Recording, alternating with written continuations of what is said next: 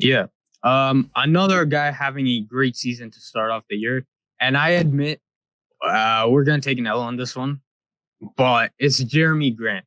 Um, he's averaging right now 24.3 points a game, 6.5 rebounds on 44% field goal shooting, and 39% from three, one steal, and 1.3 blocks defensively. Again, we'll take an L on this one. We were very critical of his contract in Detroit. Now, again, granted, this wasn't I don't think a great move for Detroit. Like it doesn't really it still doesn't exactly make sense from their point of view. But I will say the contract in terms of him as a player has worked out really well for Detroit. Jimmy Grant's always been a good role player, right? He grew from his time in Philadelphia where he was just an athletic monster and just very raw all around into where he went to OKC and where he developed a 3-point shot, and then into Denver where he learned to use his defensive abilities and his 3-point shot to help contribute to winning. And he's always been like a very good role player, but sort of limited, right? He was like kind of like what we saw in Serge Ibaka, right? You give him too many dribbles and it's not going to go great.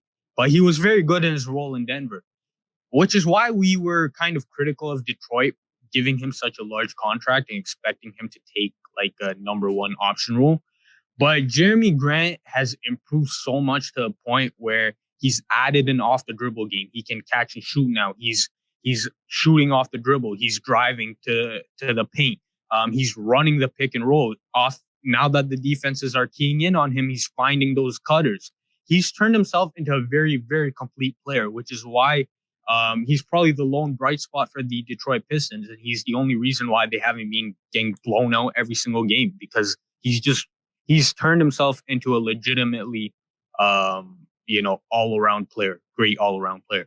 Yeah, I mean, I think Jeremy Grant is a perfect example of a player that's truly like when you give him time to develop, when he's a guy who's constantly adding to his game, you put him in a situation where now he has the minutes, he has, the role to go out and play at a complete level, like completely.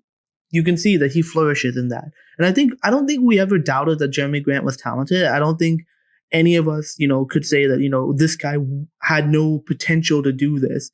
I think I'm referring to his contract, when we mentioned about his contract, I don't think we were even concerned about the amount. Now, yes, now does the amount make a lot more sense? Absolutely. Because now you can see, now you're getting a full, complete player. You're paying him close to max level dollars for it. Makes total sense. I think the thing with the contract was that now you're putting up these great numbers. You're being a fantastic number one option for the problem is it's with the Detroit Pistons, who are currently dead last in the Eastern Conference.